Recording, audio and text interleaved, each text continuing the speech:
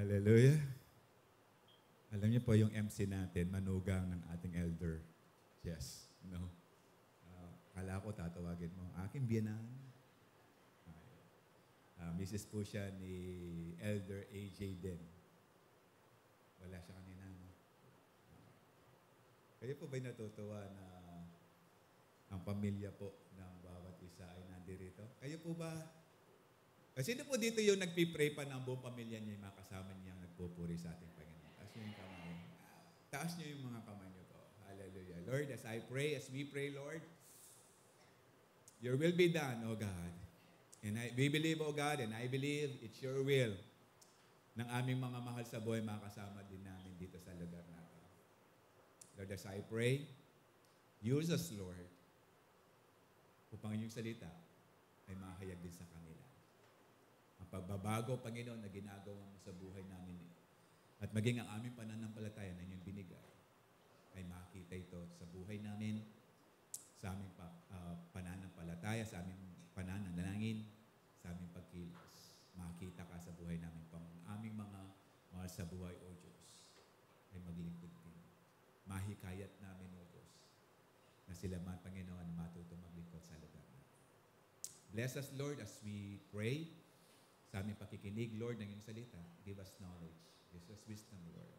Allow us, Lord, na maging instrumento ang mga pag-uusapan namin, ang aming pag-aaralan sa umagang ito, upang ang pananampalataya patuloy na usbong, patuloy na ikaw'y mapagpala sa buhay natin. Be with us, Lord. This we ask in Jesus' name. Amen.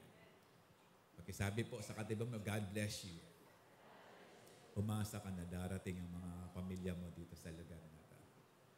Hallelujah! So tayo po ay nasa serye pa rin po, The Unfailing Faith ng mga believers. No? Yung naalala niyo po si Esther, si Job, at kahapon, parang kahapon lang, no? Okay, si Daniel naman. Ngayon po pag-uusapan natin yung tatlong kaibigan ni Daniel. No? Ang pangalan po nila ay si... Hindi. Hebrew name. Ananiah? Hindi, Hananiah. Okay? Mishael and Azariah. Okay. So, sino-shortcut nyo po kasi gusto nyo yung Shadrach. Alam niyo po si Shadrach, gwapo yan. Kaya nga po na-Meshach si Nebuchadnezzar eh. Okay? Okay. Shadrach, Meshach, and Abednego. Okay. Ito po yung pag-uusapan natin sa umagang ito. No, actually po, pina-assignment sa sa 2 o'clock po pala yan. Sana po nabasa niyo na yung Daniel 3. Kasi po dito lang po tayo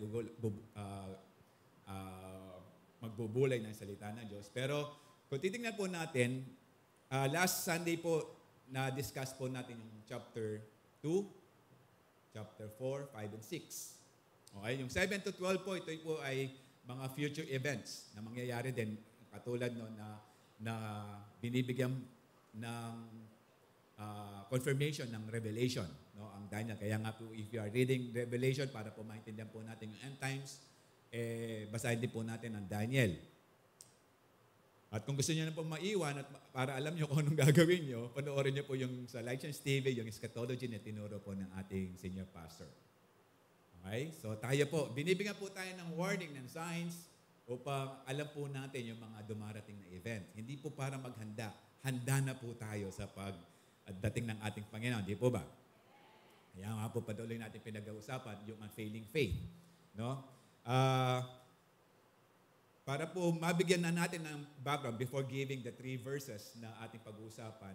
Actually po sa chapter 1, na-exile po ang Judah at naisama po, napili sa mga naisama at napiling mag-aral ng Babylonian literature and language sina Daniel, Shadrach, Meshach, and Abednego, the 4 young men na galing ng Judah.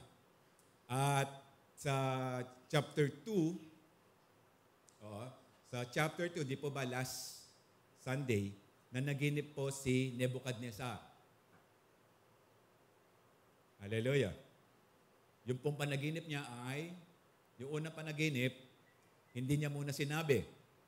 Pero dito namangha si Nebuchadnezzar sa Diyos na atin ding Diyos, na Diyos ni Daniel, Shadrach, Meshach, Abednego, maging yung panaginip, ibinigay kay Daniel o sa kasama niya, maging sa kasama niya. At maging yung meaning, kahulugan, o yung ibig sabihin ng panaginip, na-explain po niya. Kaya nga po, na-promote po si Daniel, Meshach, and Abednego. Actually po si Daniel, iniligay po sa mataas na lugar at nasa palace po siya nagtatrabaho. Tapos po ni-request, sinama po ni Daniel yung tatlong kaibigan niya na ma-promote din. Kaya nga po naging administrator po sila ng Babylon. Okay? Ngayon po, chapter 3, nagtayo po ng statue si Nebuchadnezzar sa Daniel 3. Dito po tayo. Verse 1, King Nebuchadnezzar made a gold statue, okay, 9 feet tall and 9 feet wide, and set it up on the plain of Dura in the province of Babylon. So iniligay po ito sa plain. No, walang bulubundukin, walang sagabal, and nung panahon na yun, wala pang mga building. Kaya nga po, malayo pa lang yung 90 feet tall na statue nga, o imahin, kita na, malayo pa lang. It's made of gold. But this time, yung napanaginip po ni King Nebuchadnezzar, isang statue din, may ulong ginto, pero yung kanyang dibdib at yung kanyang arms, silver. Yung kanyang belly and thigh, bronze. Yung legs, iron, tapos yung paa, it's combination of iron and clay. Yun po yung napanaginipan. Kaso narinig niya na ang mensahe na siya yung ulo. Pero this time, ang pinagawa ni Nebuchadnezzar, actually, palagay ko, no, ito ay inspirasyon nung kanyang panaginip. Pero yung napanaginipan niya, hindi niya sinunod kung paano yung description. Ang sinunod niya, isang buong ginto. 90 feet tall. So, sinasabi niya na hindi matatapos ang kanyang dynasty. Ang Nebuchadnezzar dynasty, hindi yan matatapos, hindi yan mawawala sa kanya. So, forever siyang uupo, forever na mamamayagpag ang Babylon, pero hindi siya niniwala na merong darating na lesser power, which is the Middle Persia. Hindi siya naniniwala na masasakop sila. Okay? Kaya nga, buong ginto yan. Siguro kapag tinamaan sa tanghaling tapat, magtitignan mo yung gintong istawatan na 90 feet tall, palagay ko hindi ka madidiretso ang tingin dahil masisilaw ka. Okay, ganun kalaki, ganun kalawak, kalapad yung ginto, tapos nasa plain of Dura. Then he sent messages to the high officials, officials, governors, advisors, treasurers, judges, magistrates, and all provincial officials to come to the dedication of the statute he had set up. So yung inauguration nito, pinatawag lahat ng mga government officials. No, yung mga ginagamit upang yung reign, yung regime, o yung government ni Nebuchadnezzar ay hindi bumagsak. No? Tinawag lahat. Ngayon, nung tinawag para inaugurate, sabi ng verse 3, so all the officials came and stood before the statue King Nebuchadnezzar had set up.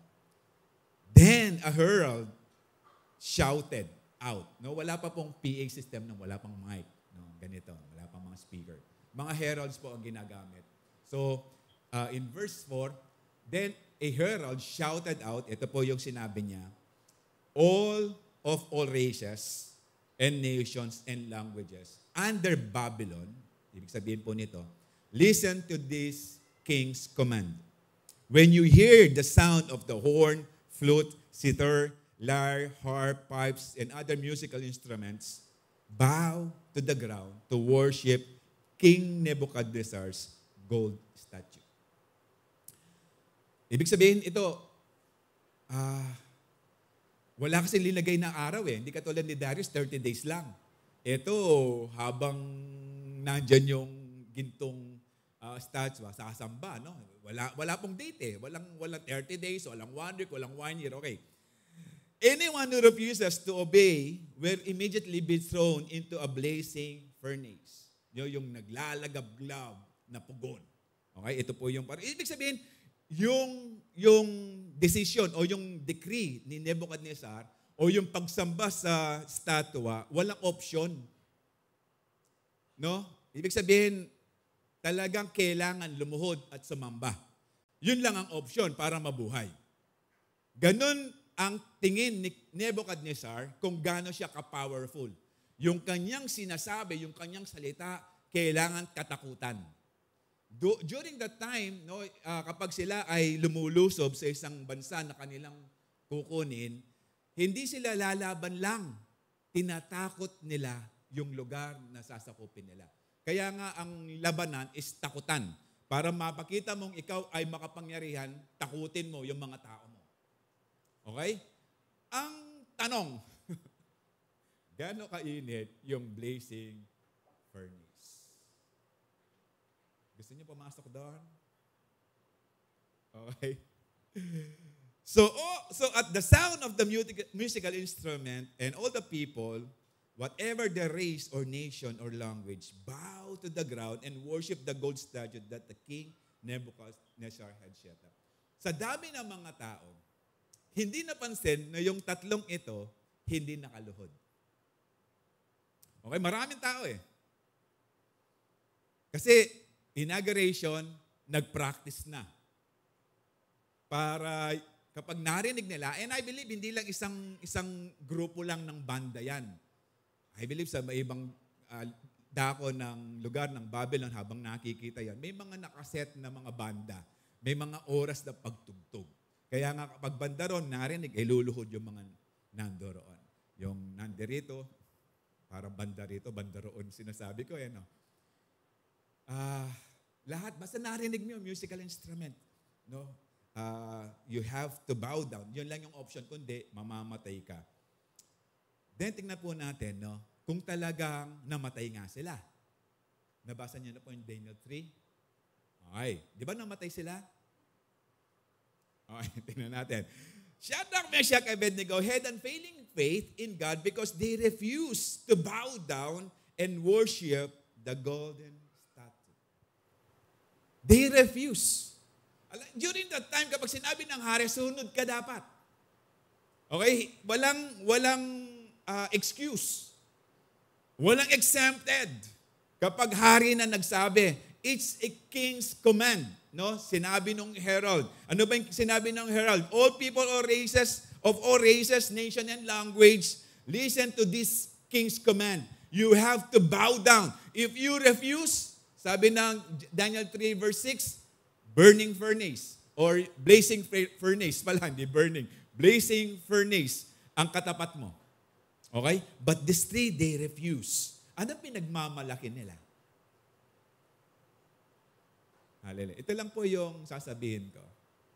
Kapag ang maling utos, hindi sinunod, tama yon. Pero kapag ang tamang utos, hindi sinunod, yan ang mali. Hallelujah. Daniel 3 verse 8. But some of the astrologers, sino po yung astrologers na to? Ito yung mga tinalo ni Daniel. Ito yung mga tinawag ni King Nebuchadnezzar na sabihin yung kanyang panaginip at i-interpret in chapter 1 o chapter 2. Ito yung mga tinalo. Ito yung mga talunan. Ito yung mga matatalino from Babylon na hindi ma-interpret, hindi makita yung panaginip ni Nebuchadnezzar. So talo sila kasi di po ba sa chapter 2, na-promote yung tatlo. Si Shadrach, Meshach, kasama nila si Daniel, request ni Daniel. Posible, itong mga astrologers, pagkakatunan, nakita natin, di ba? Okay, the word is astrologers, hindi lang isa yan, marami sila. So siguro na nakita yung tatlo, hindi lumuluhod. Okay? Ang yayabang, mga young men, mga batang lang to, mga hindi pa talaga grown up, pero ang yayabang na, hindi sumusunod sa hari. Pagkakataon na natin, para isumbong sila, para yung ginawa na utos ni King Nebuchadnezzar mangyari sa kanila. Okay? Because they are jealous. No? Nagsiselos sila kasi agaran yung pag-promote. Okay? They said to the king, punta sila. No? verse 8, but some of the astrologers went to the king and informed on the Jews. No? Nag-report sila patungkol sa tatlo. Ito yung kanilang sinabi. They said to King Nebuchadnezzar, long live the king. You issued a decree requiring all the people to bow down and worship the gold statue that you have. When they hear the sound of the horn or musical instruments, in verse 11, that decree also states that those who refuse to obey must be thrown into blazing furnace. Okay? Siguro sabi ni Nebuchadnezzar, oo, tama yon. But, okay, ito yung masasarap sa pagbabasa ng salita ng Diyos. Pag may but, take notice of it. But, there are some Jews, okay? Siguro kasama yung buko juice, apple juice, okay? There are some Jews. Okay, minention pa, tingnan niyo mo, kung hindi sila nagsiselos sa kaka-promote na tatlong ito, mga young men lang ito, no? Palagay ito, mga astrologers na ito, matatagal na sa paglilingkod kay King Nebuchadnezzar, pero hindi ma-promote. Pero itong tatlong ito, mabilis ang promotion nila. It sounds familiar? Kapag mayroong mabilis ang promotion, tapos ikaw hindi na promote. Ano kaya pagsisip-sip ang ginawa ng taong ito? Okay? So this time, sila naman ang sisip-sip. O sabi na, minention pa, Shadrach, Meshach, and Abednego. Tama ba? Ikaw nga nagbigay ng pangalan nila eh. Whom you have put in charge of the province of Babylon. Minention din. No, kundi sila nagsiselos. Yeah. They pay no attention to you, your majesty. Wala silang pakialam sa'yo.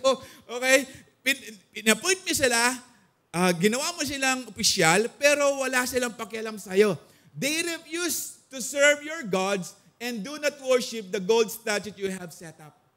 Yung gold statue, actually, pinatayo ni Nebuchadnezzar para ipakita yung kanyang kayabangan, yung kanyang pride, yung kanyang kapangyarihan, yung siya'y namamayagpag sa maraming bansa. And during that time, si Nebuchadnezzar ang makapangyarihan na tao na buhay sa oras na yon, sa mga panahon na yon. Pero these three, inignore yung decree, yung utos. Inignore. Okay? They refuse to serve your gods. Golden statue, no? Posible, may mga Diyos-Diyos na linagay. Hindi pa nagkasya dun sa Diyos ng ginto. Actually po, yung Diyos na gintong yun, sinasabi niya, si King Nebuchadnezzar. No? Pero marami rin silang mga Diyos-Diyosan. Kaya nga kung ikaw ay gusto mong sumamba sa maraming Diyos-Diyosan, pumunta ka ng Babylon during that time. Okay, sila yung may pinakamaraming Diyos-Diyosan.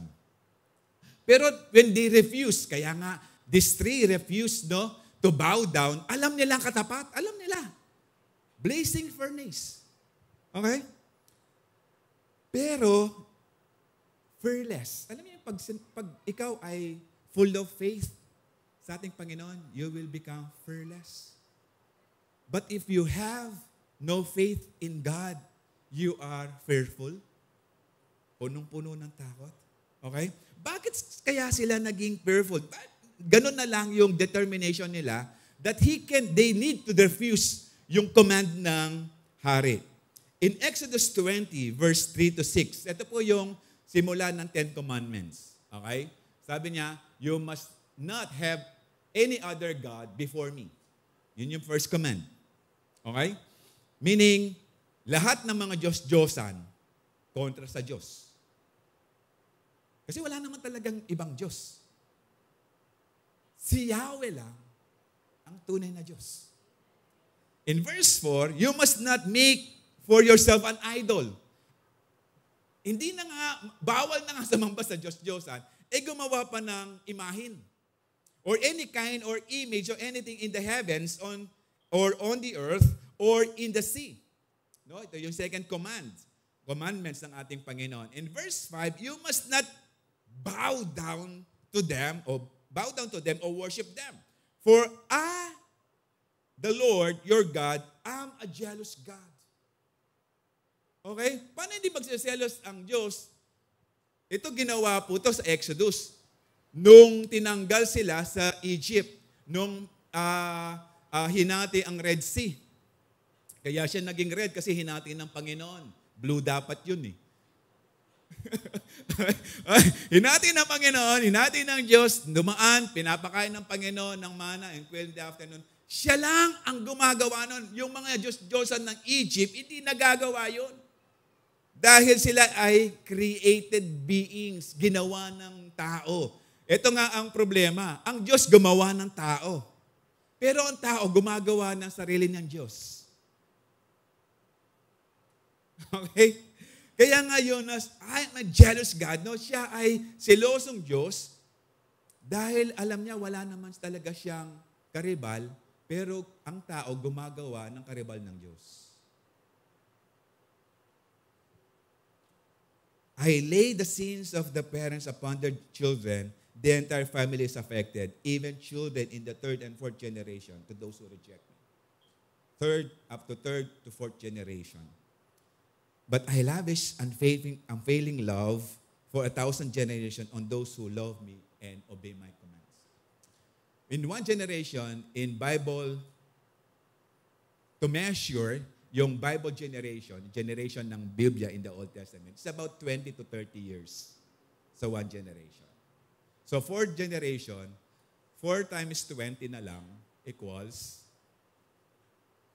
80. 80 po. Opo, 80. Okay, 80 years. Pero pag sinabing 1,000 generation, 1,000 times 20 equals? Equals? Opo, 20,000. Ito ko po, 20,000. Yung year natin ngayon is 2024. Pumapasok pa lang tayo, according sa Bible chronological time, pumapasok pa lang tayo sa pang 7,000 year. Pumapasok pa lang po tayo sa 7,000. Sukatin mo yung 20,000.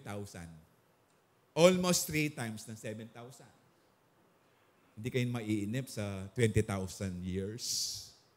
Ibig sabihin, ganun kalawak, ganun kahaba ang pag-ibig ng Diyos sa lahat ng sumusunod sa Kanya. Sa lahat ng naglilingkod, sumasamba sa Kanya. Hallelujah. So sinasabi ng Panginoon sa Kanyang 10 Commandments, yes, I'm a jealous God, so wag kang luluhod kanino pa man. Kahit sa girlfriend mo, wag kang luluhod. Dahil hindi lumuluhod ang mga tala.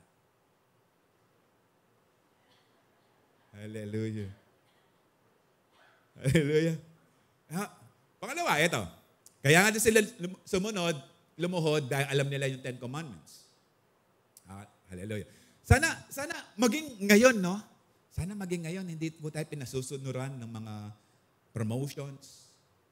Pwede ba ipopromote kita pero dapat a-absent ka muna sa church mo? Yung iba nagpapapray sa amin, Pastor, papag-pray po. Wala po akong trabaho. Gusto ko po magtrabaho, makapagtrabaho, makakita ng trabaho. Pag-pray naman. Nung pinag-pray, sabi namin, pagpapala sa Kanya. Aba, nung nagtrabaho, wala na sa church. Yung iba, lumalapit, Pastor, pag-pray niyo po yung business namin lumago. Okay, pinag-pray naman. Aba, nung lumago yung business, nawala sa church. Ayaw mag-tithes.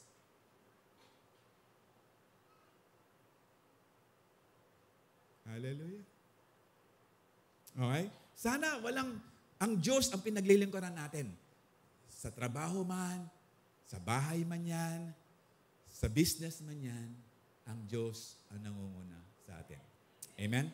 So pangalawa, Shadrach, Meshach, and Abednego had unfailing faith in God because they made a firm decision to be loyal to their God until death. Si Nebuchadnezzar, alam niya, meron siyang firm decision na sinasabi niya, hindi, dapat sabihin niyo yung aking panaginip, i-interpret niyo, kung hindi niyo i-interpret, papatayin ko kayo.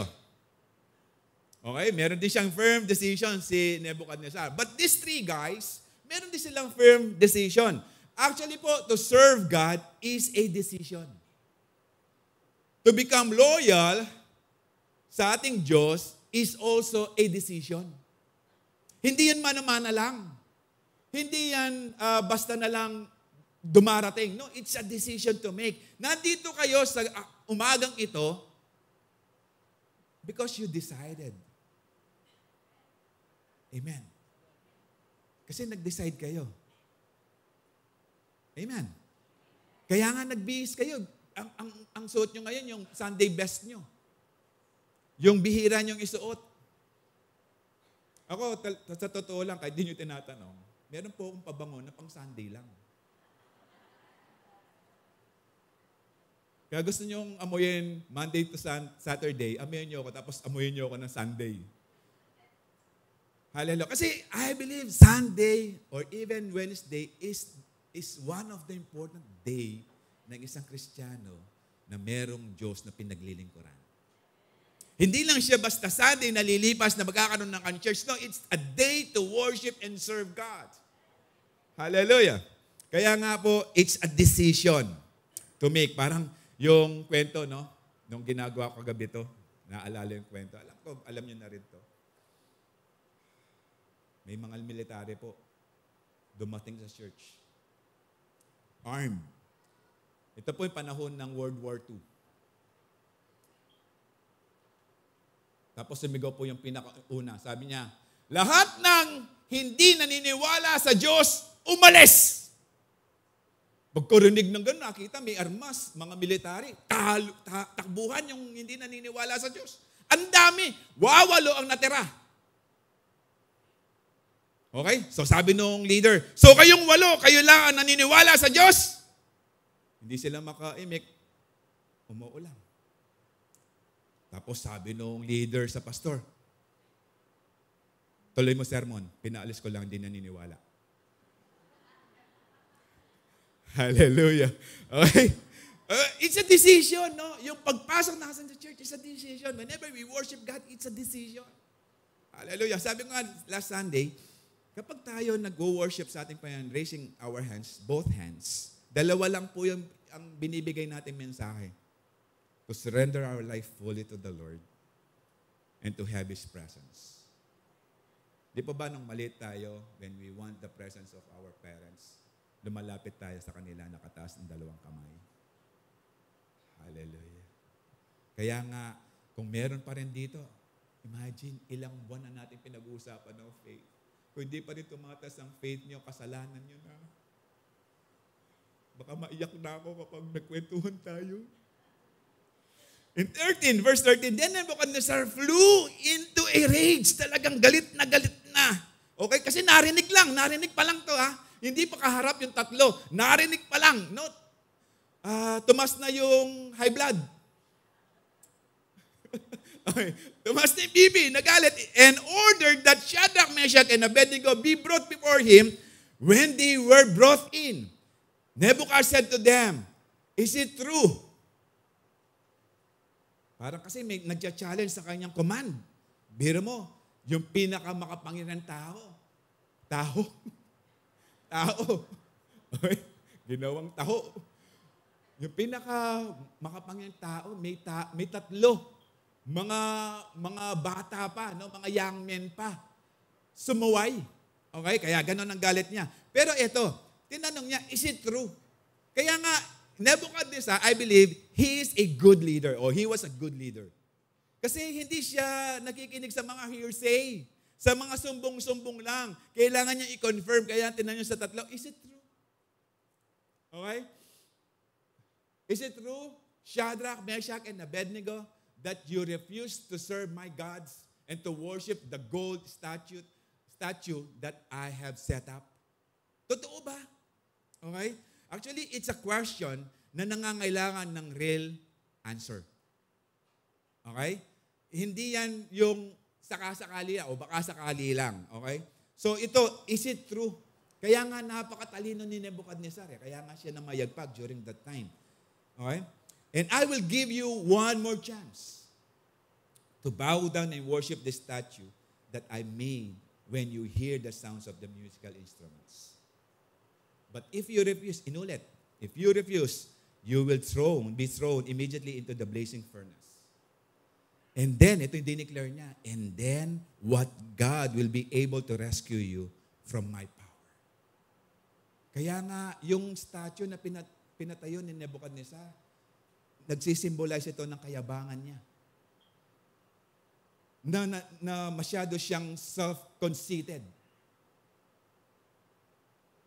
Na tiningnan niya yung kapangyarihan niya parang utos-utos lang. Parang, have you heard Fidel Castro? Bago siya nang mayagpag saan kasi si Fidel Castro? Cuba. Sabi niya, one of his highlight ng buhay niya, pinatawag yung mga tao sa isang malaking bulwagan, siguro mga mahigit 1,000,000 ang dumating. Sinyalis yung mga tao, sabi niya, pray to your God, ask bread from Him. Sabi, bibigyan kayo ng oras. Manalangin kayo, mingin kayo ng tinapay sa inyong Diyos. Komunista po si Fidel Castro. Pagtapos ng oras na binigay, sabi ni Fidel Castro, asan yung bread? Now, sabi ni Fidel Castro, ask bread kay Fidel Castro. May nagsabi, sabi ni Fidel Castro, louder, lakas nyo. Nung sumigaw po yung Fidel Castro, bigyan nyo ako ng tinapay, bigyan nyo kami ng tinapay. Isang command lang ni Fidel Castro, datingan yung mga helicopters, nagbudbod ng mga tinapay sa mga nandoon. Yun ang alam ng kapangyarihan ng isang tao na may kayabangan. Okay? Then what God will be able to rescue you from my power. No, kasi tinitingnan niya, siya'y Diyos. Actually, yung mga pagan king, ang alam nila kapag sila ay nandoon sa lugar, just like Caesar, yung mga Caesars ng mga Roma, kinoconsider silang Diyos. Ganon din yung mga hari ng mga pagan king na to, they consider themselves kapag naupo sila bilang king, Diyos din. Okay? Kaya nga, challenge yung tatlo. Baka akala nyo, merong pang Diyos na magre-rescue sa inyo. Okay? Sabi ng James 4:10, humble yourself before God and He will lift or exalt you. Humble yourself before God. Hallelujah. No, kaya nga ayaw ng Panginoon yung mga mayayabang. Pero Kapampangan, di naman po tayo mayayabang, di po ba? Madiskarte lang at maporma. Amen, mga Kapampangan? Hindi naman lahat. Hallelujah. Okay?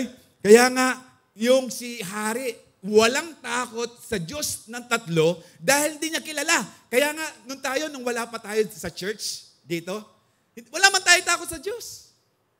No? Ang panalangin lang natin noon, penge. Kaya nga, bandang huli, penge noon na tawag natin kay Lord eh. Pero nung nakakilala tayo sa tunay na Diyos, maingat na po tayo. Hallelujah. Pero hindi katulad ng maingat na paglalakad sa dati nating church na kapag pumasok tayo sa church, talagang walang maingay.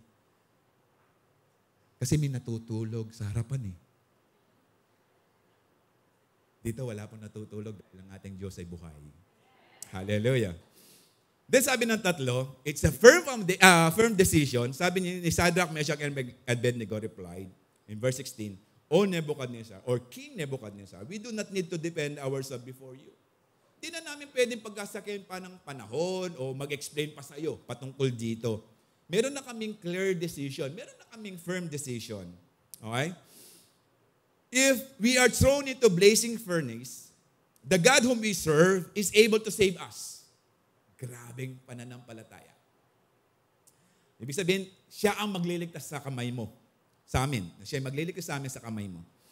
He will rescue us from your power, your majesty. Parang ipinamuka sa Kanya. He will rescue us. Sa'yo. Binibigyan ko lang po ng drama, okay? Para wag kayong matulog. Okay? And then, eto. Pinagmalakihan ang kanilang hari dahil naniniwala sila sa King of Kings and Lord of Lords. Di pa ba nung humarap si Jesus kay Pilate, sabi ni Pilate kay Jesus, hindi ka ba magsasalita? I have the authority to set you free and to crucify you. Ano sabi ni Jesus? Ano sagot ni Jesus sa kanya?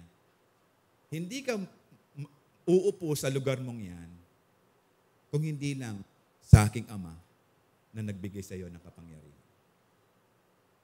Maging kay Nebuchadnezzar, kung hindi inalaw ng Panginoon na siya maging hari, during that time, hindi siya magiging hari. Kaya nga sabi ng tatlo, He will rescue us from your power dahil mas makapangyarihan ang aming Diyos. Hallelujah. But in verse 18, eto, yung grabe. Mag-seatbelt na kayo. Pinalabas ka agad. Okay. Even if, no, it's a strong decision. Even if He does not, kahit na hindi yung expectation namin ang mangyari, even if He does not, we want you to make it clear to you, Your Majesty, that we will never serve your gods or worship the God of statue you have set up. Alam nila it will be the burning furnace after that. Pag sabi nila dito, sigurado automatic burning or blazing furnace. Pero it's a firm decision. Yung kailangan natin sa Lord. Whenever we worship God, it must be a firm decision. Whenever nung binigay na natin ang buhay natin sa atin, it must be a firm decision. Hindi yung ngayon sa Diyos, bukas wala. Pagdating na Sabado, mag-iisip ka na naman ano yung susunod mo dahil pang Diyos na naman. It's a firm decision. But even if, kaya nga, napaka-steadfast, napaka-faithful nung tatlo, they were young men. No? Hindi pa ganun kaganap ang kanilang pagkatao kasi young men pa lang ang mga to. But they have this matured faith. They have this genuine faith, steadfast faith. They are willing to die because of their God. Not because of their position. They are willing to die for their God. Hallelujah. Kasi po, whenever they will bow down, it means rebelling against their God.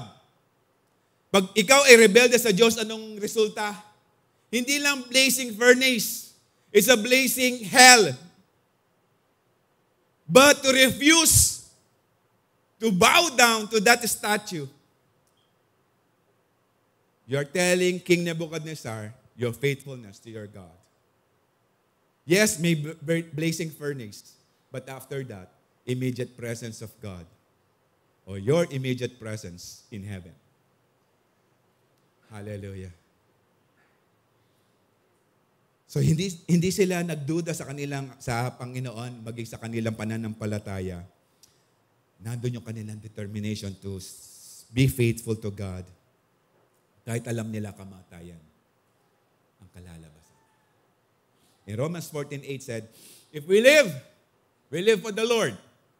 And if we die for the Lord. Whenever we live or die, we belong to the Lord. Hallelujah. Sabi ng John 11:40, if you believe, you will see the glory of God. If you believe, you will see the glory of God. Hallelujah. The unfailing faith is willing to die for the Lord. Kapag meron kang unfailing love, if you believe in God, you will see the glory of God. And these three, they have this unfailing faith, and they are willing to die for the Lord. Hallelujah. Just like sinabi ng Galatians 2:20, I have been crucified with Christ. I no longer live. Hallelujah.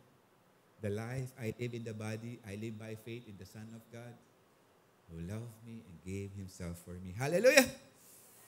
Nararamdaman nyo na po ngayon yung commitment sa ating Panginoon. Hallelujah. Alam niyo po kung ito ay first time mong marinig yung kwentong ito, baka sasabihin mo lang fairy tale.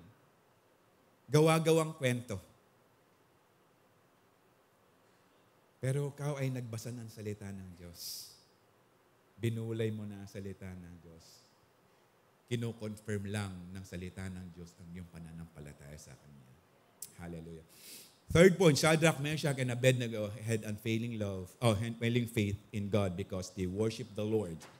Even in the midst of blazing furnace. Alam niyo, even in the midst, kahit sa kalagitnaan ng lumalagablab na pugon, they still worship God. Actually, to be literal, they worship God inside that furnace. Hallelujah. Parang, nandun lang ba? Nag-serve lang ba sila? They worship God only nung sila hindi natupok ng apoy. Sayang. But actually, before the furnace, they are already worshiping God. Hindi kumikilos ang Panginoon yung panahon na ikaw ay nagpupuri doon sa problema mo. Nag-start ng kumilos ang Panginoon bago ka pa lang magpuri sa Kanya. Dahil alam niya, magpupuri ka sa Kanya. Hallelujah. Hallelujah. Basahin po natin. In verse 19, Nebuchadnezzar was so furious.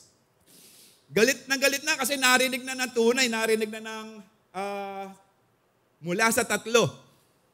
Yung sinasabi ng yung sumbong. Narinig na. Personal na narinig. Kaya Nebuchadnezzar was so furious with Shadrach, Meshach, and Abednego that his face became distorted with rage. No, parang yung galit niya, yung mukha niya, yun yung mukha na hindi mo gustong makita. Okay, wag mo tingnan yung katabi mo. Hindi pa yung galit. Okay, yung galit niya, yung parang ayaw mo siyang tingnan kasi hindi mo ma-drawing. Yung pulang-pula yung mukha, no, yung mata talagang nanglilisik, yung sigurong laway talagang bumubula. Okay, parang kakainin ang buo. Okay? He commanded that the furnace be heated 7 times hotter than usual. No, sa sobrang galit. Dahil nga narinig niya talagang challenge din yung hari. Pero actually, hindi nila challenge, hindi sila nag-disrespect.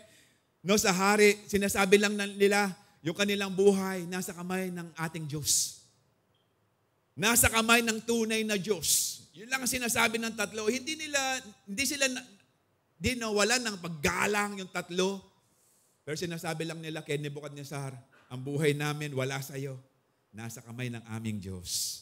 Dahil narinig niya, parang sinasabi lang niya, 7 times hotter. Parang yung kapag nanay mo, hindi ka kikilos. Papaluin kita. Okay? Hindi ka talaga kikilos. Papaluin kita. Okay? Hindi ka talaga kikilos. Kukuha ng pamalo. Ayun, nung kumilos, may pamalo na. Parang ganun lang yun. No? 7 times hotter. Pero ito, galit na to. Okay? Seryoso na to. Okay? Pero kung titingnan mo, yung usual amount ng apoy o yung init, papatay na yan eh. Okay? Pero 7 times hotter. Tingnan po natin yung temperature ng boiling water. No? It's about 100 degrees Celsius pag boiling point. Kapag nagpatuloy sa apoy yan, mag-evaporate lang yung tubig. Yung cooking oil, o yung oil, kapag yan kumulo, nasa 300 to 350 degrees Celsius yan. Okay? Kapag kumulo na. Kapag nasa melting pot o melting iron ka, gusto mong tunawin ang bakal, nasa 1,510 to 1,538 degrees Celsius. Ang init. Okay? Alam niyo yung sa LPG, kapag orange ang apoy, nasa 1,100 Celsius degree to 1,200 Celsius degree yan. Mas mainit yung blue. Kaya mas mahal kapag blue flame. Okay? Pero eto, gaano ba talaga kainit, no, yung blazing furnace na 7 times hotter? Okay. In verse 20, then he ordered some of the strong men of his army to bind Shadrach, Meshach, and Abednego and throw them in the blazing furnace. Okay? Alam mo, sa totoo lang, yung 7 times hotter, madikit ka lang dyan, patay ka.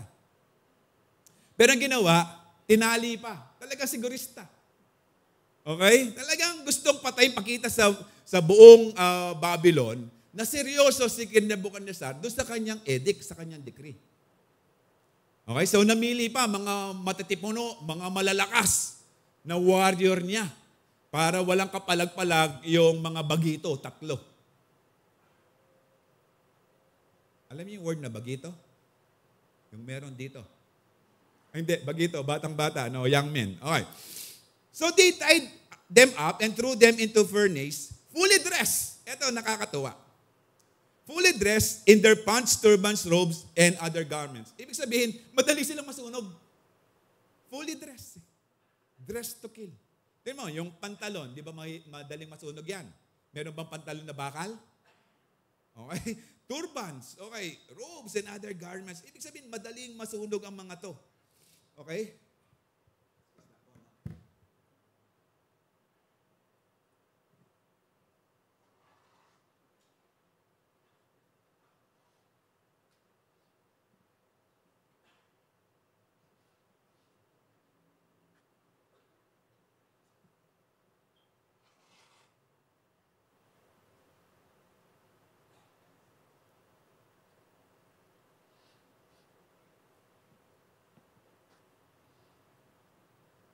Okay, back to studio.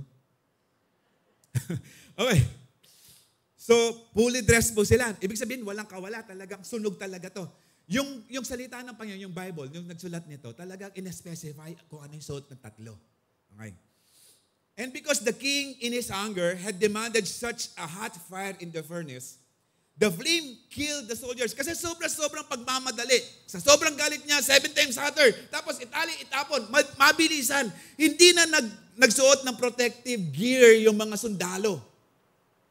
Hindi na sila naghanap pa ng paano, hindi na nila pinag-isip, paano natin itatapon yung 3?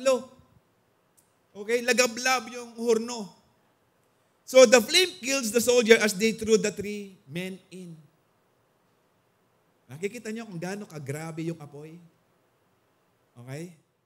Pag sinabing strongest, kayang medyo magtiis. Okay?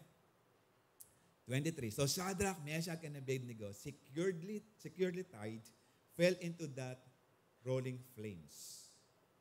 Palagay niyo mga ilang minuto, segundo, na kapag ganon kataas ang temperature, I believe it's more than 1,000 degrees Celsius, yung init, yung apoy. Palagay mo mga ilang minuto na patay ang tao pag pinasok doon. Baka wala pang 1 second. Baka pag tapon pa lang, pag lagay pa lang doon, patay na. Kasi yung nagtapon, patay eh. Okay? Lalo na kung dadapo pa sa apoy, doon sa horno. Siguro wala pang 1 second, patay na talaga yan. No? Siguro yung, nung tinapon sila, yung word, kasi una, pangalawa, 3, siguro ganon. Yung unang tinapon, siguro sabi niya, Okay? Kasi apoy. Okay. But suddenly, Nebuchadnezzar jumped in amazement. Paano siya nagulantang? Kasi yung pagtapon sa una, siguro nauna si Shadrach kasi siya yung inuna tinawag eh. Nung tinapon si Shadrach siguro, yung si Meshach, yung si Abednego, tapos sinulay nila, Hallelujah! Hallelujah! No? And they are actually worshiping God kasi walang nangyari. Palagay ko nung lunalapit pa lang sila sa apoy, hindi nila maramdaman yung init. Hindi nila nararamdaman. Okay? Kaya nung nandun sila sa pugon, nabigla lang sila. Pero after that, hallelujah. Okay? And I believe, while they are inside, kaya nga nung nakita ni Nebuchadnezzar, sabi ni Nebuchadnezzar, did we not tie up 3 men and throw them into the furnace? Yes, your majesty, we certainly did, they reply. But, sabi niya, look. Kasi yun yung nag-caught ng attention niya, yung papuri. I believe, hindi lang sila nagtataas ng kamay. I believe, they are worshiping God in their lips. Kaya nga, nag-caught ng attention. Kaya nga na-amaze si Nebuchadnezzar. But walang sumisigaw na, Hallelujah. But they are worshiping God. Siguro, sabi nila, our God is an awesome God. He reigns from heaven and earth with wisdom power. Our God is an awesome God. Our God. Siguro narinig, no, while they are inside that blazing furnace. Kaya tinignan ni Nebuchadnezzar, di ba tatatlo lang yan? Bakit ngayon 4? I see 4 men unbound, walking around in the fire unharmed. Hallelujah. Kaya nga nagulantang si Nebuchadnezzar, unharmed in the fire, and the 4th looks like a God. Alam niyo ba yung milagro? Sa gitna ng apoy, hindi ko alam kung paano niya nakita yung 4. I believe this is God's miracle. Hallelujah. Maliwanag yung apoy, pero nakikita yung 4. Kaya nga sinabing, looks like a God yung isa, dahil mas matingkad ang sinag ng isa sa 3. Hallelujah. Hallelujah. In 26, then Nebuchadnezzar came as close as he could to the door of the flaming furnace and shouted. Maging siya ingat na ingat. Ibig sabihin, di talaga siya lumapit ng sobra. Kaya nga he shouted. Kasi alam niya kapag lumapit siya ng sobra, masusunog siya dahil hindi naman niya Diyos. Yung Diyos ng 3. And he shouted, kaya medyo malayo-layo pa to. Shadrach, Meshach, and Abednego, servants of the Most High God. Eto na, naniwala ng si Nebuchadnezzar ng Diyos ng 3 na sinasabi niya, the God that we serve, the God whom we serve will be able to rescue us from your hands. Eto na. Kaya nga dineclare, servants of the Most High God, come out. Hindi kayo nagtaka? Bakit yung 3 lang ang tinawag? Di ba nakita niya 4? Hallelujah. Kasi hindi niya alam yung pangalan. At baka kapag nagpakita ang Diyos ng 3, baka mamamatay siya. Hallelujah. But he acknowledged that 4th man, Most High God. Hallelujah. Paano lumabas sina Shadrach, Meshach, and Abednego? Simple, naglalakad. Nakangiti. And I believe nung lumalabas sila sa horno, they're still worshiping God. Pero pinapalabas na lang ni Nebuchadnezzar to testify how powerful their God is. Nung simula, si Nebuchadnezzar, glory to God. Nung simula si Nebuchadnezzar, yung dibdib niya, diyad. Pero nung nakita niya kung paano nagsayaw sa apoy yung 3, para siyang naging basang sisiw na walang magawa, kundi matakot din sa Diyos ng 3. Kaya nga he acknowledged Most High God. Hallelujah! Actually, Nebuchadnezzar, he was convinced na hindi lang makapangyarihan ng kanilang Diyos. Hindi lang malakas, but he can save. He is able to save the 3 kahit sa siguradong kamatayan. Hallelujah. Alam niyo ang ginawa ng Panginoon? Tinanggal lang ng Panginoon yung mga hindrances sa pagpuri nila sa Diyos. Yung 3. Ano yung pumipigil sa pagpuri nila sa Diyos? Yung mga tali. Yung mga lubid.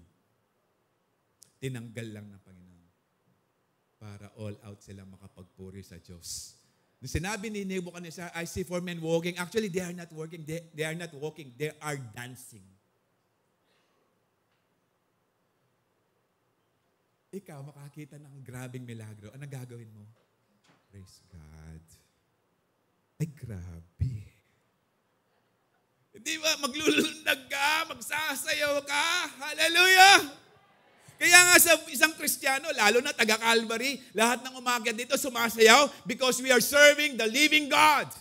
The Almighty God. The God who can save. Hallelujah. Kaya nga po bawal, hindi po maganda ang taga-Calvary, ang malungkotin. Hallelujah. Dahil ang ating Diyos ay punong-puno ng pag-asa.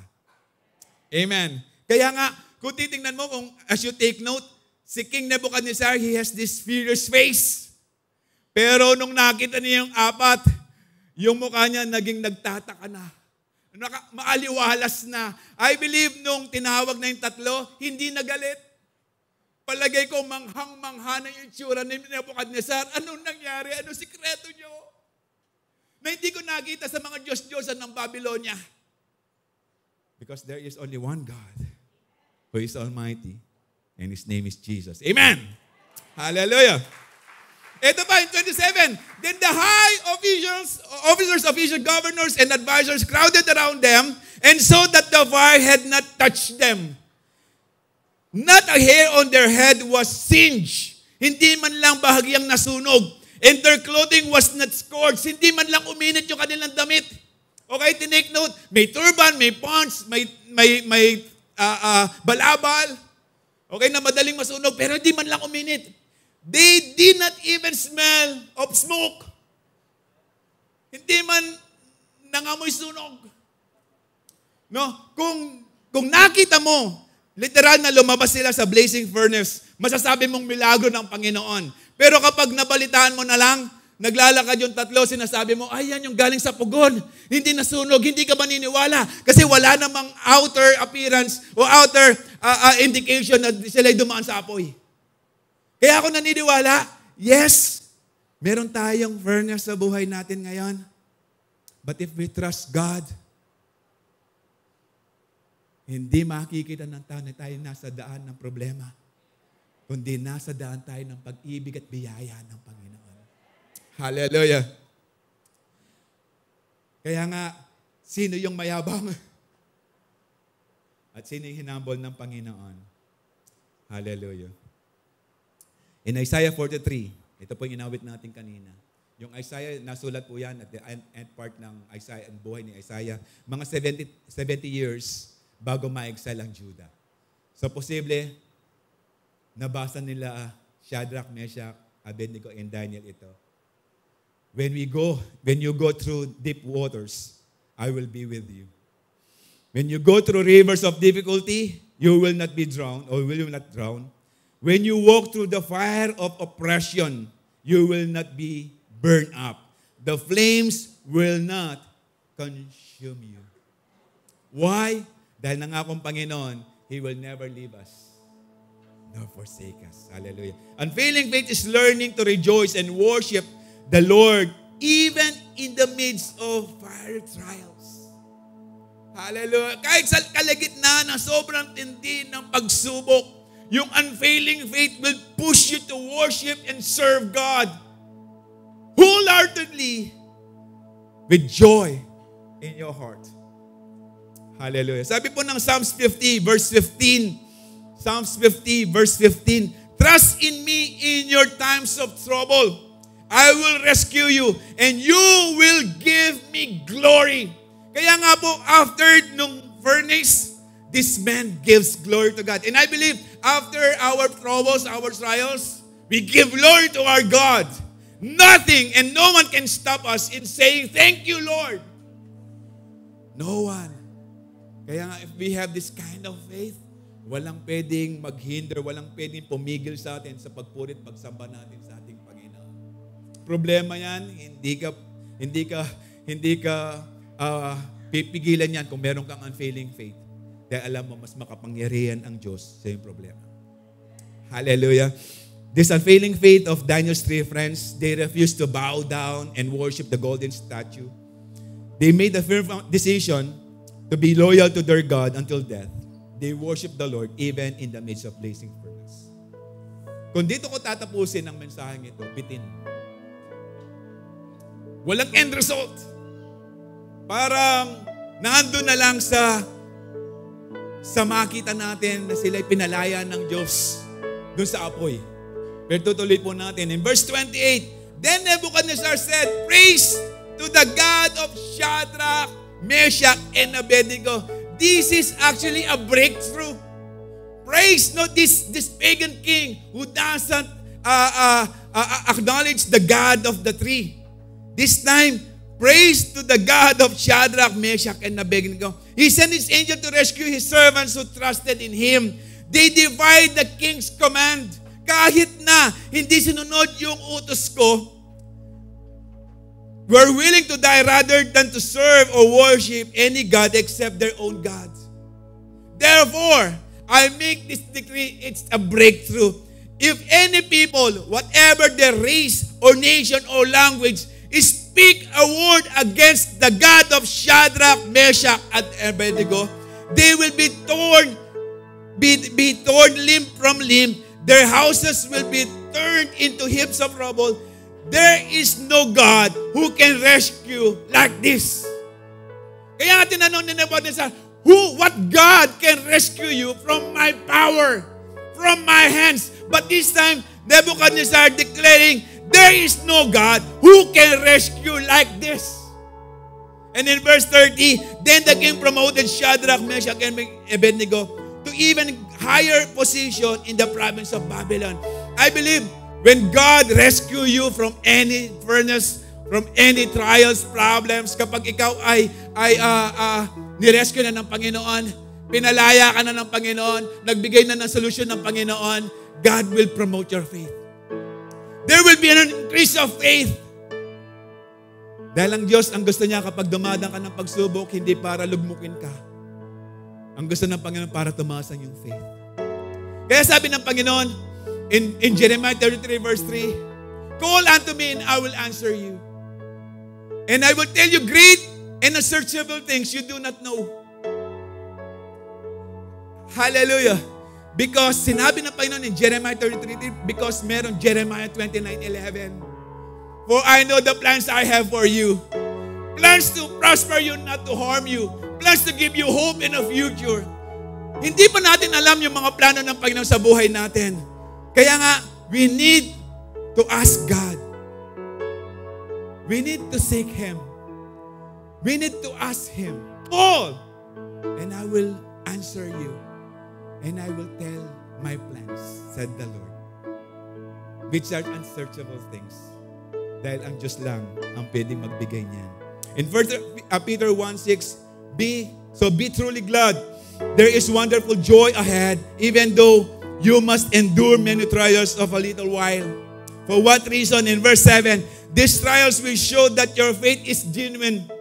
It is being tested as fire tested and purifies gold. Though your faith is far more precious than mere gold. So when your faith remains strong through many trials, it brings you much praise and glory and honor on the day when Jesus Christ is revealed to the whole world. So gagawin ng trials na yan, hindi para wasakin ka, but to make you complete. Lacking nothing. Kaya kapag dating ng Panginoon, i-welcome ka ng Panginoon. Dahil wala ka ng kulang. Dahil yung mga trials mo, sa mga trials mo, tinatanggal lang ng Panginoon yung hindi dapat sa paglilingkod sa Diyos. Sa mga pagsubok natin, dinidisiplin ka lang ng Panginoon upang alisin yung mga sagabal sa pagpuri sa ating tunay na Diyos. In James 1:12 said, God will bless you if you don't give up when your faith is being tested. He will reward you with a glorious life just as He rewards everyone who loves Him. Hallelujah. Do you love the Lord? Meron kayong furnace, meron kayong problema right now. Huwag kayong malungkot. God is so powerful. He is able to rescue you. Hallelujah. Because He promised He will never leave us and forsake us. Hallelujah. Shall we give God praise? Hallelujah. Okay po, tayo po lahat ito ngayon. So habang tayo po nire-ready sa communion, kung meron ka, dumadang ka ngayon, meron ka sitwasyon right now, have faith in God. Kung dumadang ka ngayon sa mga pagsubok, have faith in God. Ibigay mo yan sa Diyos. Dahil nais ng Diyos na palayain ka lang sa mga bagay na hindi dapat sa buhay mo. Dahil ang gusto ng Panginoon, whenever you worship Him, magaan. Walang bigat. Just trust the Lord and have faith in Him.